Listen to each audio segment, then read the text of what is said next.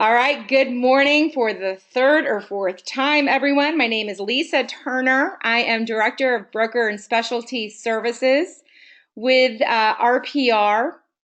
I want to welcome broker owners and managers with the Maryland Association of Realtors. It is my honor to introduce you to RPR's broker services. We're going to cover a lot of information over the next hour. I do have a brief agenda. I'm going to tell you right now what we're going to focus on. We're going to pack a lot of content into this hour. I'm going to take you through a real brief overview of RPR. If there's any, for those of you that might be joining that haven't been introduced to the RPR platform. We're going to switch gears and I'm going to introduce you to some of the agent tools. How would an agent engage and interact with the RPR system, and what are some of the features they would use, and how would they benefit from RPR? We'll then transition again, and I'm going to introduce you to the management tools. We're going to formally introduce you to the Broker Tools Set, the 4 components, how you could implement, and then, of course, how to get started with the broker tools. We'll, of course, have time for questions. I was supposed to have someone joining me on my side to be able to answer questions in the background. It doesn't look like she has made it, so bear with me. We have a large audience and only one of me. So what I'll do is I will do my best to review questions during the session. In the interest of time, I may just address them at the very end with the time that we've allocated to our formal Q&A session. So on that note, let's talk about what RPR is. RPR stands for Realtors Property Resource, is a wholly owned subsidiary of the National Association of Realtors. It was designed as a national parcel-centric database. It's made up of over 166 million U.S. properties for the exclusive use of Realtor members. It's a massive database that realtors can access to research properties. That's the primary objective. We're going to get to that in just a moment. Now, it is delivered through a very sophisticated application. You access it at www.narrpr.com. It's also fully accessible via a mobile app, all of the features and functionality. Now, I did say that it is very sophisticated. Keep in mind that that does not have to mean difficult to use. In fact, a lot of the feedback we receive is how simple and easy and straightforward the RPR system is. There is no additional charge to use RPR. Let me repeat that. There are absolutely no additional costs for realtors, for agents, or for brokers to use RPR. It is entirely a member benefit. It is funded through member dues by NAR. And then lastly, and I think what users appreciate the most, is that there is no consumer or public access. This is absolutely a tool that agents use in their business, maybe to prove to consumers that they really do know more than they do or have access to more than they do. The mission of RPR is very straightforward. Again, first and foremost, it's to provide this comprehensive property database. Second of all, it's to produce an authoritative valuation. We have an analytic valuation called the RVM. I'm sure most of you are familiar with the term AVM. We have a valuation called the RVM. We're going to talk more about this in just a moment. But this is really going to talk about our prowess as a real estate technology company. Third, it's to help reduce costs for the brokerage companies. We know that many of you are paying a lot of money day in, day out for tools for your agents.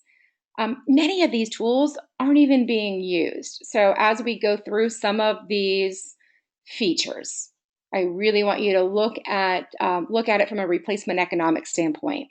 And then finally, saving time and creating greater efficiencies. You know, as a practicing agent, or I should say, really not practicing, but having been licensed for nearly 20 years myself, I am amazed at the number of tools that agents are introduced to day in, day out.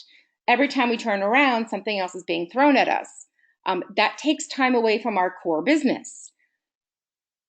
The RPR application really simplifies all of the databases that we are likely using to research properties into one, and thus creating greater efficiencies.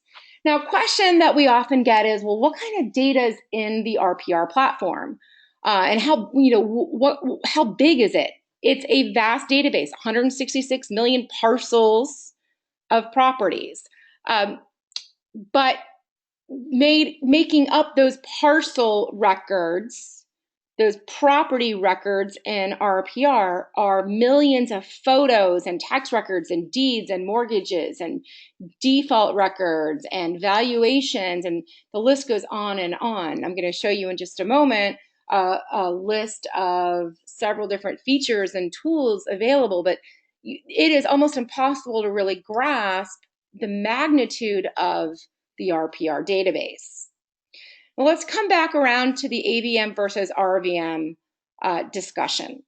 Now, AVM stands for Automated Valuation Model, right? The most popular one on the market starts with the letter Z and ends in estimate.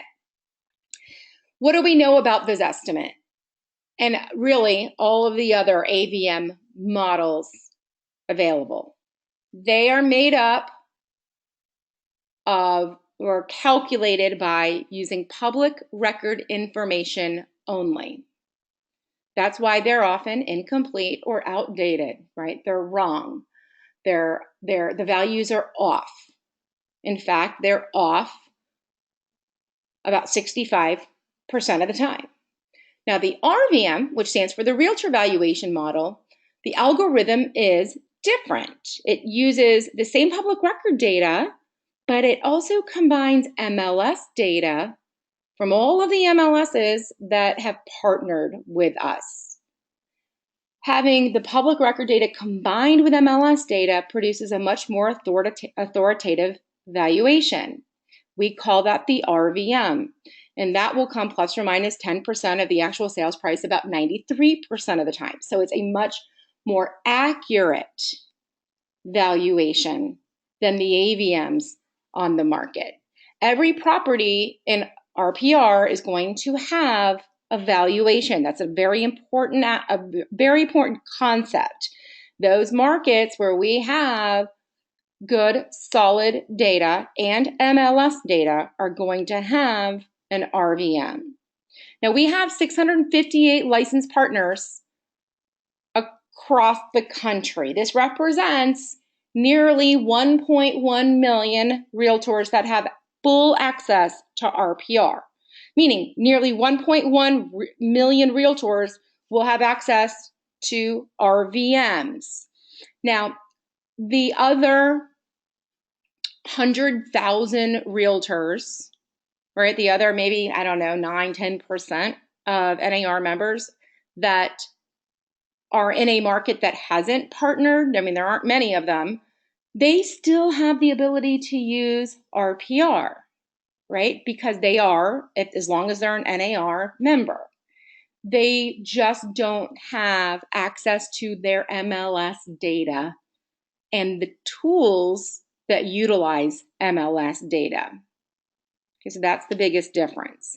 So here's that consolidated list of features and tools and data sets that you'll find an RPR. We don't have enough time to go through all of those features, but we are going to transition now, and so that I can show you the system from an agent's perspective, beginning with how would someone get into RPR. The very first thing is they need to create an account. They do so by visiting www.narrpr.com. They need two pieces of information to create their account. They need their NERDS ID and their MLS ID. In some markets, that might be the same number. In other markets, it might be different. So they need those two pieces of information. If they don't know their NERDS ID, there's a lookup, a NERDS number lookup on the site. They can call our help desk. They can call the NAR help desk or hotline. They can look at their most recent Realtor magazine, and it's located on the top of the label of the Realtor. So there's lots of different resources to help them. They can look at their Realtor card. You simply visit www.narrpr.com. This is what the homepage looks like. And notice on the left-hand side of the screen, it says Create Account. You're going to click the Create a New Account button, and it will prompt them or prompt you step by step on how to create that account. Once you have an account, you simply sign in using your email address and the password you created during the account creation process. Now, if you have forgotten that password, there is a forgot password link. Okay, I'm very familiar with this link on other websites. There's a really cool feature here that says keep me signed in for 2 weeks. So as long as somebody visits RPR twice within a month, they won't be prompted to enter their login. They're already going to be signed in. Okay, if they click this button, it says create a new account, and they enter their email address or they enter their NERDS ID and it says you already have an account. It could be because some markets, we are engaged in a process called automatic account creation. If we have done account creation in their market, we have created their account with a temporary password. All they have to do is click forgot password, and they will retrieve that electronically, or they will be prompted to update it on the site. So there's several different ways that they can get in, and it is quite simple. Once they're in their RPR account, this is their home screen. Notice the navigation here. It's going to be consistent throughout the site. Okay, I'm going to take you through the basic navigation, how you would search an RPR. We're going to spend a little bit of time here, and then we're going to transition into the broker tools. Let me check to see if we have any questions. I don't see any questions. Okay, we're in great shape. All right, so let's begin with how the primary search, the different areas of RPR. Notice at the very top of the screen we have this form field and these tabs. These tabs represent subsets of data. These are the primary sections of RPR. If you select all properties, that would enable you to search the entire RPR database, all 166 million properties. The for sale link or section enables you to search and work with just your MLS data. So if you're working with a buyer and just looking for, your objective is finding properties for sale, you could simply search under the for sale section, right? You would still find the same properties here. It's just you're working with a smaller subset of data. Neighborhoods is a quick way to access neighborhood summary data. You can search by neighborhood name or subdivision name. you can start the search by name and then use additional mapping tools to drill down to various levels within the neighborhood. But we have a wealth of neighborhood data that I will show you that summarizes that particular area for the agent to research or for the agent to provide to their customers to better familiarize them with the local area. Market activity is kin to a hot sheet, and my listings are exactly that. Now, we've made a couple changes recently. I do need some updated screenshots. We do have a tab here now for schools. You can search by school name or school districts or within geographies for schools. And we also have for lease properties. We've recently added lease or for rent properties. So if your market has or your MLS has rental properties, you'll see a tab up here that says for lease. Okay, let's begin with basic searching. Say we are realtors in Scottsdale, Arizona. We simply want to search in the zip code 85254, enter our search, click search, and we're going to return 18,000 plus properties. Okay, now keep in mind, we searched under all properties. It doesn't mean all 18,000 plus are for sale. If we want to know how many are for sale, we're going to rerun the same search under the for sale tab, click search, and now we have 419. There are advanced tools that enable us to filter the results. For example, maybe I want to see how many properties in this zip code are in distress. I could uncheck non-distressed, rerun my search, and return now 51 properties. But again, if I want to know how many are listed of the 51, rerun my search under for sale. Now I come back with 28. If I am an agent that specializes in distressed properties, help me with my math, there are 23 homeowners that are potential listings for me, and I could go door knocking, or maybe I could create a mailing and send something to those 23 homeowners because they're probably sitting there fielding calls from lenders, right? Or they're probably wondering what to do. Now, we are viewing properties in a list view at any time. You could click map view, see the results in a map view, so you can toggle back and forth between the views.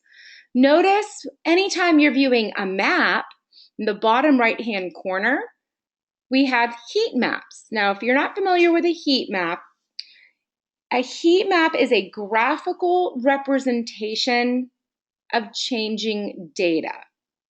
We've loaded about a dozen of these into the application. Here's an example of a 12-month change in estimated value. Whatever heat map is selected, we will overlay that data into the map displayed, and then you can see the ranges. You can see the areas and what the values are. So for example, here we have 12-month change in estimated value. Those areas in red are the areas that have had a decrease. The areas in blue had an increase in value. Darker red, greater the decrease. Maybe you're working with an investor and the investor says, I want to focus on finding properties that are in areas that have had the greatest decrease in value. What could you do? You could then augment your search. You could hone in and zoom in on this particular area right here or right here and rerun that search and find properties for sale. So here are some other heat map examples: average list price, year built, flood zones. These are great. We've loaded FEMA flood maps. Again, there's about a dozen of the different heat maps in the application. Now, speaking of augmenting that initial search area, we have several different mapping tools to change that initial search. Maybe you want to draw a box or draw a circle for radius search, or maybe a polygon. One of my favorites is drive time. We have one of the data sets that we've added to the database are drive patterns by zip code, various times of the day. You could map an address or simply drop a pin, select the ideal drive time, not only see the area that's within that ideal drive time, but then run a search and see the results. Same thing for distance search as well. Last, but of course not least, we have a pick list with various geographies. The area represented within the map boundaries will of course be reflected on this pick list. So I have, for example, selected schools, 6th to 8th grade, any of the schools that have 6th to 8th grade would be highlighted, and then I can pick from that pick list and then pick within the map.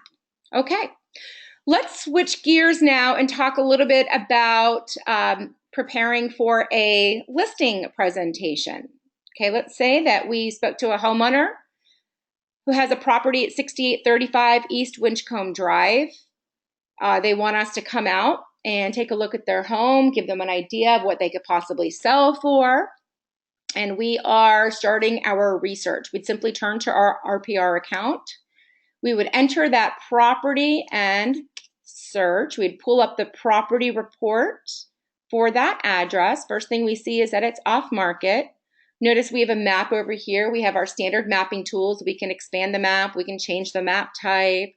We see basic facts. Notice the bedroom count is missing. We could correct that. Notice we have an RVM here, 572, 5-star rating.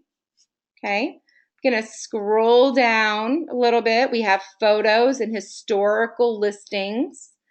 Home facts, here's where we can go ahead and enter the number of bedrooms. Maybe I know it's a 5-bedroom. I'm gonna go ahead and add that here. Okay, median home value chart. Here we have distressed information. Maybe the homeowner didn't mention that they are a pre-foreclosure.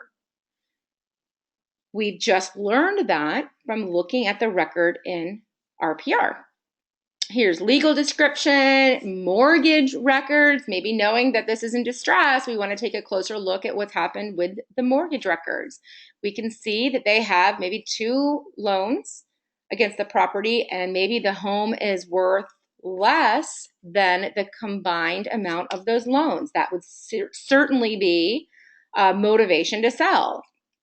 Tax information, so on and so forth. Now we're just on the summary tab. Let's move over to the history tab. We see a histogram for sales and financing activity. Again, we have historical records off to the side. We have prior sales transactions, and notice we can toggle between public records and MLS records. We have tax assessment information, and we can scroll year by year by year. Same thing with mortgage records. We can scroll more record by record by record. We have a way more detailed distressed information. We have a charts tab that shows us various charts and graphs about the property, comparing it to the local market, right? I'm not going to go through this in great detail here. What I am going to go through in detail, though, is the refined value tab. I know we talked earlier about that RVM. Now, what happens if an agent looks at that RVM and says, you know what, I still don't agree with that value? It's okay, because they always have the ability to refine the value in their RPR account. There are 3 ways to refine value. You can refine by basic facts. If I correct the bedroom count and click Apply Changes, that immediately is going to adjust that initial value $20,000. We can refine based on home improvements. Here's where you enter a home improvement. We've loaded about 3 dozen. These come from Hanley Wood. They're the publishers of Remodeler magazine. And if you enter the date that it was completed and the initial cost, when you click add, it gives you the current depreciated value. Third way that you can refine value is simply by adjusting these local market and home conditions. So these are just sliders. You go one by one, and that will give you an adjusted value as well. You can use all three of these. You can maybe use one of these. At the end, when you are satisfied with those adjustments, you're going to see them attached to that original estimate. You're going to see a refined estimate and a new value. Okay? Now, again, this is just an estimate of value. In order to come up with a range or a price at which this property would likely sell today, at this moment in time, a CMA needs to be produced. So we do have a comp analysis tab. In the comp analysis, we actually have two different models. We have a comparative analysis, which is a quick and out the door approach, or we have a sales comparison analysis, which is a much more detailed workflow, similar to what an appraiser would do, and making very detailed adjustments for various features. I'm not going to go through this in great detail, but just notice the different steps. You would confirm the home facts, search for comps, make adjustments, review the analysis, and then create a seller's report if you want something tangible to take into that presentation or that listing presentation. Now, this takes us to a page that is showing our suite of reports, and this is something that I want to emphasize. We have an entire suite of reports. They range from a one-page property flyer to a seller's report that, depending on how many comps you used, could be upwards of 85 pages. These can be completely customized by you or by the agent. Okay, you simply click more details to uncheck elements that you don't wish to include, and the reports are generated. These are very professional report. This is a sample of the seller's report. That is the report that the CMA is found in. But again, we have various reports. Let me show you neighborhood report, because this is one of the most popular reports, and then it will touch on the neighborhood data that's in the application. Remember, I mentioned earlier that the neighborhood tab is a quick way to access neighborhood summary data. I've used High Meadow in Naperville, Illinois as an example. And then I'm just going to simply show you how that data would appear within the application. We have a summary tab with all kinds of, that summary data. We have housing statistics. We have the Sesame Street, we call the Sesame Street report. Who are the people in the neighborhood? If you scroll all the way down, you'll even see how they voted in the last presidential election. Might not be how they're voting this year, but how they voted in the last presidential election. We have an economy tab and a quality of life. So very, very detailed information. Notice that we have all of these facts and stats, and it compares the neighborhood to this city and the county and the state. A neighborhood is defined as a geographic area. It doesn't have to be a subdivision name. It could be a city. It could be a zip code, right? It could be a county. It's entirely up to the user and what they use as the input. Now, at any time, the user could click this link that says create report, or could click the links off the main content of the page. For example, click on Patterson Elementary and be able to get school data or create a school report in this example, or click the create report on the top of the page and create a neighborhood report. And here's a sample of that. So again, there's an entire suite of reports. They're all designed to be, they're very professional. They're designed to be used with buyers and sellers. Very informative, and they're consumer focused, meaning that they're not giving any agent proprietary data. All right, the last feature that I want to show you is RPR Mobile. This is one of the most appreciated features of RPR. It's one of the most downloaded real estate apps available, which is very powerful considering that it's an agent-only app. It is, I think what makes it so powerful is that it has the entire RPR database, all of the information, all of the reports, all of the tools available on those mobile devices. It's fast, right? It's convenient. There's an Apple version. There's an Android version. And it takes advantage. It utilizes all of the features of the mobile device, from a GPS, if you have your location services turned on, to compass and the camera. There's an accelerometer feature, which as you move, the listings or the properties will repopulate within a map if you have that turned on. This is what the app looks like once you've downloaded it. You simply download from Google Play or the App Store, right? However you download apps. When you open the app, there are 3 different home screens. The default home screen will show you how many for sale properties are within a half a mile of where you're located, how many are new, how many are recently sold, how many are in distress. But you can customize this as well. If you swipe to the left, you can see local market conditions, or if you swipe to the right, you have advanced search. Let's say you just want to click in, you're out in the field with a buyer, you click in because you want to see those 12 properties for sale. Here they are. Well, I'm not a big fan of this view, so I would change this to more of a hybrid view. Okay. Now in this hybrid view, it's very difficult for me to really see the area. So I like to pinch and zoom and get a little bit closer. So now I'm at a block level. All right, I can see just kind of a couple streets here, just the block. And now I have one property for sale within this window. I could pinch again, and I could zoom back out. So you're going to use the same features that you typically do to zoom in and zoom out.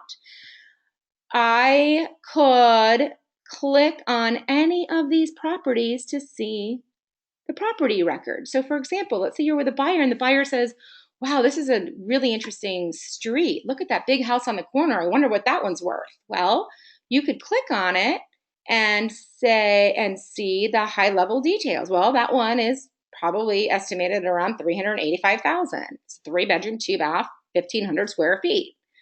Right? If you clicked again, you could pull up the full property record. But we're in the business of selling properties. Let's go ahead and click on the one that's for sale. So we're going to pull up the property record for the one that's listed. We see the details. We see the listing, the list price, the RVM, number of bedrooms, number of baths. We're going to just scroll. We see the photos at the top. Now, this is a 4-up display. I'm going to click on that icon because I prefer a single photo view. Many of you would prefer to enlarge those photos. You could adjust your device horizontally and just swipe through the photos that way. I'm going to reposition it now vertically, and let's scroll down. Here we have listing details. We can see the agent information.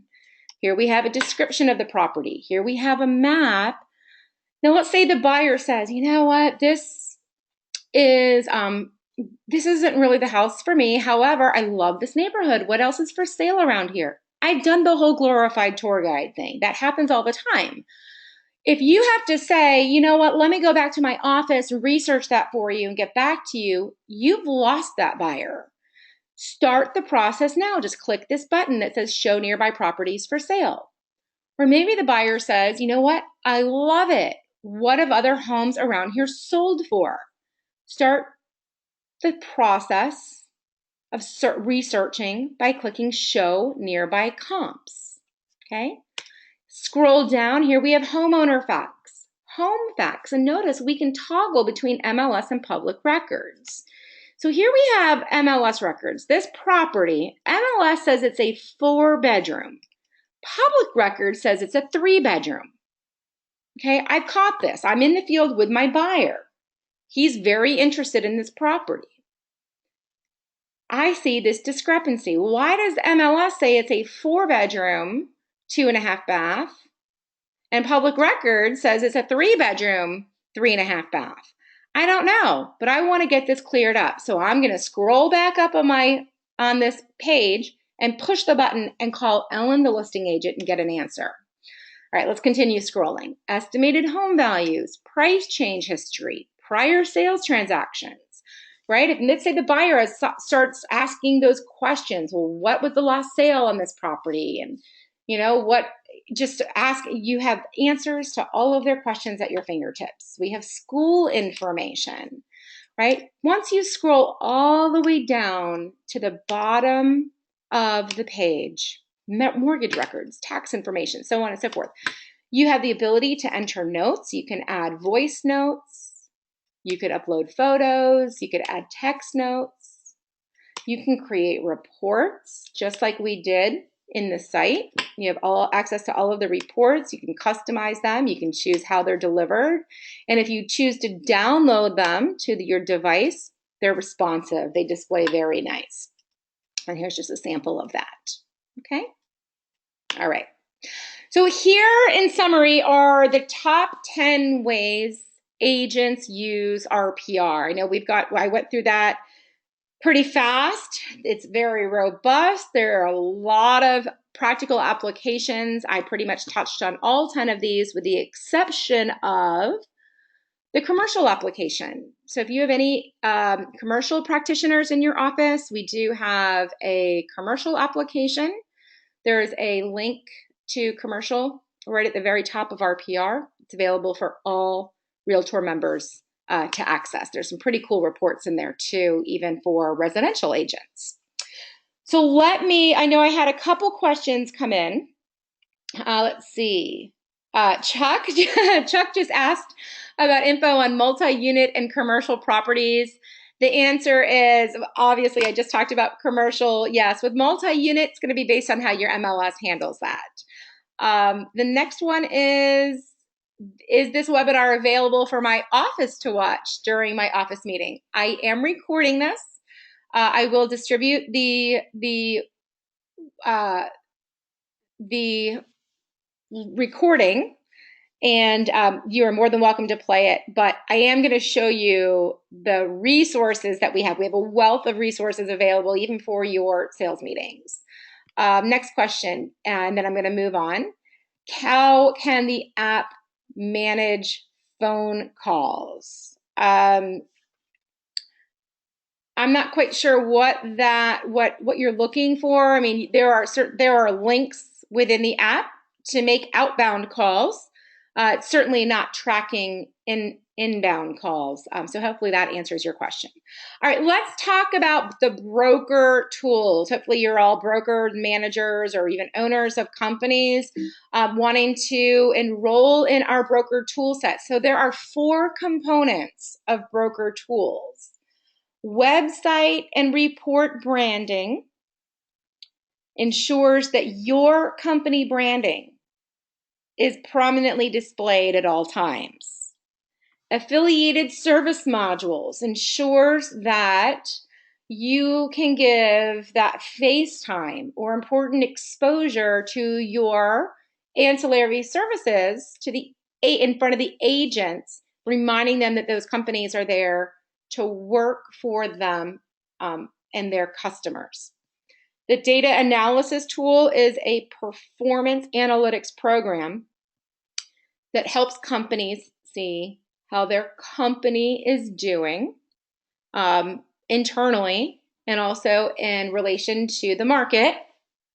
And then the 4th component is the broker AVM, and this is, interestingly, the only consumer-facing feature of RPR, and we'll talk a little bit more about this.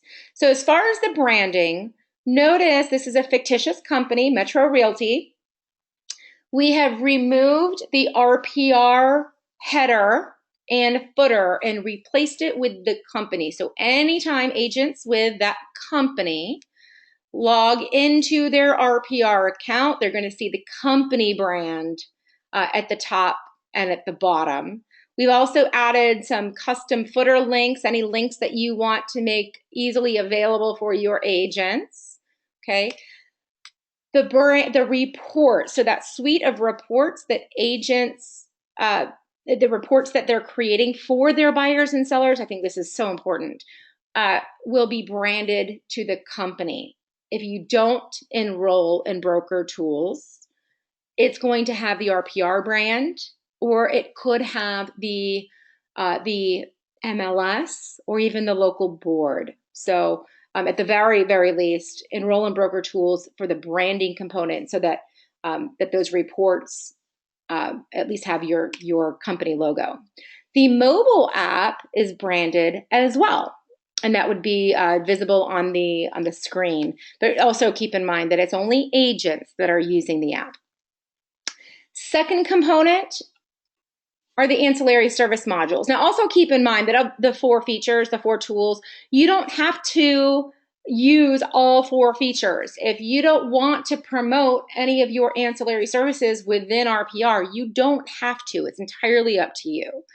If you do have those relationships that you want to be giving marketing exposure to within RPR, you can provide us their contact information, their logo, their professional image if you're entering specific representatives. And we will position these modules within RPR. Maybe you're with a company that has multiple offices.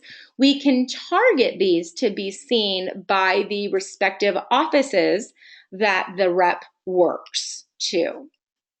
Now, another thing I want to point out here is that, again, the audience is primarily agents. However, you do have the option to make these appear on the last page of the reports. So if you mark, yes, we want those to appear in the consumer reports, when those agents are creating, let's say, seller reports, those modules will appear on the last page. The third component is the market data tool. Now that's, again, the performance analytics program. This is data that companies rely on for forecasting, see how company is trending, maybe for marketing purposes. I think, a lot of these graphs and charts and data really tell the company story. There's push and pull reporting, or what I like to call on-demand reporting. There are several filters that enable you to really look at specific components under a microscope, whether you want to look at a particular office or compare different offices, or you want to look at your performance within a specific area. And then, of course, you have the ability to look at several different metrics. We have over 30 different metrics and 100 different charts and graphs. When you have access to the data tool, you will click on the data tool link. Everyone will see this now. And that takes you to the data tool for brokers. Okay? There are 2 tabs, Create Reports and View Reports. You spend most of your time under Create Reports, and it functions as a widget. So it really just walks you through step by step. Step 1 is to select a saved template. If you're just getting started with the data tool, you obviously won't have saved templates. Step 2 is where you're going to select the charts. Now, the entire format here is as though you're creating a report, and reports are generated in PDF format. But at any given time, you can access the data on demand. What do I mean by that? You could simply click the view link next to the metric that you want to analyze and see that chart. So I selected active listings. I want to look at how my company is doing with active listings. I want to see the number of active listings that my company has. By default, we're going to show you the last 13 months, but we're going to show you how that compares to the previous 13 months. I'm going to show you the number of units and the volume. So two different charts here, okay, and the percent change year over year. We also have a little 3-year inset showing the most recent completed month and year over year over year, and a definition of what that metric is. Okay, so now notice under the charts, you have listing activity charts, sales activity charts, distress charts, and then we also have data tables. The difference between a data table is that it's in a format that you can export and then manipulate that data. In step 2, there are also filters. Let me go ahead and open up this filter here. First, you can adjust the date range. Second, you can choose the data type. Internal activity would be data for your company, or you could select market activity. You could run data for the external market. Company filters. Maybe you want to filter down to a specific office. Listing filters. Maybe you want to see how your company's doing with condo sales. Location filters. Maybe you just want to see how your company's doing with sales in a particular area. Next, we have include comparison charts. And with comparison charts, oops, I just kind of talked through this fairly quick. Comparison charts, you can choose whether you want an internal or external comparison. And you can, if you're doing an external comparison, you can set up a custom area. To set up a custom area, you can draw an area on the map, you can pick geographies on a map, or you can simply enter a location. And you would be then comparing your company's performance against everyone else with performance in the area that you selected. Once you get down to step 3 is to select additional kind of ad hoc tools here. We have a cover sheet. We have a office by office comparison, right? So maybe you always want to see a breakdown of how each office is performing. You have, at any given time, the ability to run the report, email the report, or even schedule it for automatic delivery. So you could save these and have them automatically delivered to yourself or to anyone else internally or even outside of the company. At any given time, you use the View Reports tab to access the reports that you've previously created or to manage those scheduled reports. Common question I get is how many scheduled reports can you have? You can have up to 5 scheduled reports. You do need to reactivate them every 6 months.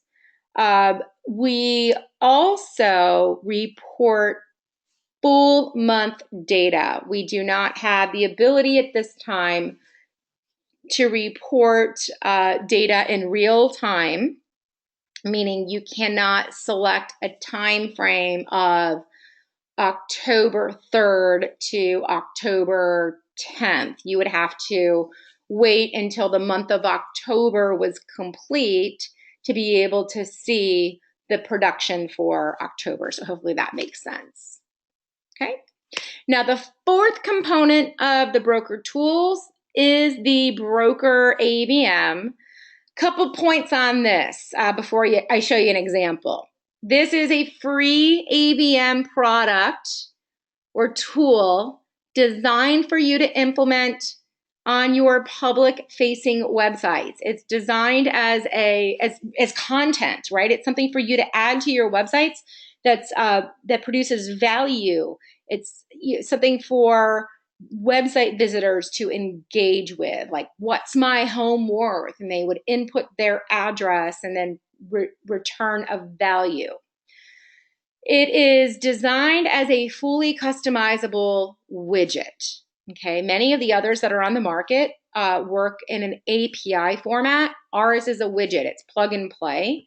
However, we do see some brokerages that have set up their widgets and look very similar, if not identical, to how others are also using APIs. The thing that I really want to stress here is that what we are giving you with this widget is a result, is an estimate, is a evaluation result. And the result is in the form of a widget. It is up to you or your developers to collect the address on the front end and then build a piece, kind of the bridge, that's going to pass the address to the widget, to the script, to the code that's going to make it work. Okay, that is the most important thing that I can stress right now. We've seen some brokerages also use this in a kind of a realtor-only mode. That would include links where the widget is embedded within an intranet, and those links give quick access to their agents to produce the reports that they would then turn around and use with their customers. Again, this is licensed through the RPR Broker Tools program. You can't just call me and say, hey, Lisa, I want access to that broker tool or that broker ABM. You do need to be enrolled in Broker Tools, but again, there's no cost. And this is also not available for agent websites. This is a value proposition for brokerages, for companies. This is what the result looks like. Okay, this is just an example, right? This is, notice they look different. You're going to set it up yourself. You could have any color background. You can have it vertical format. You can have it horizontal. You can select the color scheme. You can select what data pieces and what data components are delivered. It's entirely up to you on how the value is displayed on your website. Okay. The thing that I want to stress is that this address, this will be collected on a form field that you build and you have on your site, and then it needs to be passed to the widget to make it work. So I think the best way for me to explain what it is to show you. Here's an example, Iron Gate Realtors. This is a company out of Dayton, Ohio. Notice on their site, they have if you scroll all the way down on their homepage, they have a what is your home worth section. So any seller that like an idea of what their home might be worth, they simply fill out this form, enter click this button, what's my home worth, and then the widget appears within that space. And this is how they've chosen to set it up. Okay. All right, so let me show you how to get enrolled in Broker Tools, and then I'll answer the rest of the questions that we have. So how do you enroll? You're going to visit blog.narrpr.com. Again, blog.narrpr.com. I'm going to go ahead and type that into the window. I'm going to see. Oops, forgive me. I think I just sent that the wrong way. Here, let me type that again. blog.narrpr.com. Okay, I just resent that to everyone. Everyone should be able to go ahead and click on that link right in your question or chat screen, and maybe open that up in another window right now if you don't want to lose that and forget what that is. There are 2 steps. Once you get to the blog, you're going to visit the For Brokers section, click on Getting Started with Broker Tools. You're going to download the Broker Tools enrollment spreadsheet. You're going to complete it, and then when it's completed, you're going to come back and submit that online. Let me show you. So this is what it's going to look like when you get to the blog. You're going to hover over industry segments. Broker owners is going to be right there. You're going to click on Getting Started with Broker Tool Sets. Actually, we just made some changes last week, so it's going to look a little bit different than this. You're going to make a selection. The selection is going to say that you want to enroll. It's going to have you fill out the form. It's going to have you download the form. And then you're going to complete the form and then upload it and click submit. This is what the form looks like. Now, I don't want anyone to be too concerned. It is not a very complicated form. We have a worksheet for instructions. We have a worksheet for company contact information. We then have a worksheet for every feature or component that you are enrolling in. So office roster, I did not say agent roster, I said office roster. We need this to be completed for the branding. Ancillary services, we need this to be completed if you are providing us ancillary service information. Data tool access, we need this to be completed if you are getting access to the data tool. You have to let us know who you want to have access to the data tool. We need their title, their NERDS ID, their email, phone number. Don't worry about this mortgage. You're not going to see that. Do keep in mind this is a management piece. Okay. If there is a select agent in your office that you would like to have access, that's fine. But this is really designed as a management tool. And then finally, footer links. This is, again, a component with the branding. There's another worksheet here for broker ABM, and you indicate yes if you want it. Okay. That is all. Now, while you are at the blog, I want to point out that we have a number of resources available. So for whoever had asked the question, can your agents attend this webinar? I would absolutely, they can attend this webinar or really any other webinar that we have. Everything that you need, you're going to find at the blog. We have agent resources. Under the broker owner section, we have video learning, and you can register for any of our webinars. We have sessions every other Thursday. We run them all day. We have a full overview where we actually go in way more depth than I did today. I was flying through the content today. That might be a better one for you to invite your agents to. But here we have, under the broker owner section, sales meeting modules with RPR basics, and it breaks it down into chunks. We have short videos. We have ebooks. We have all kinds of content.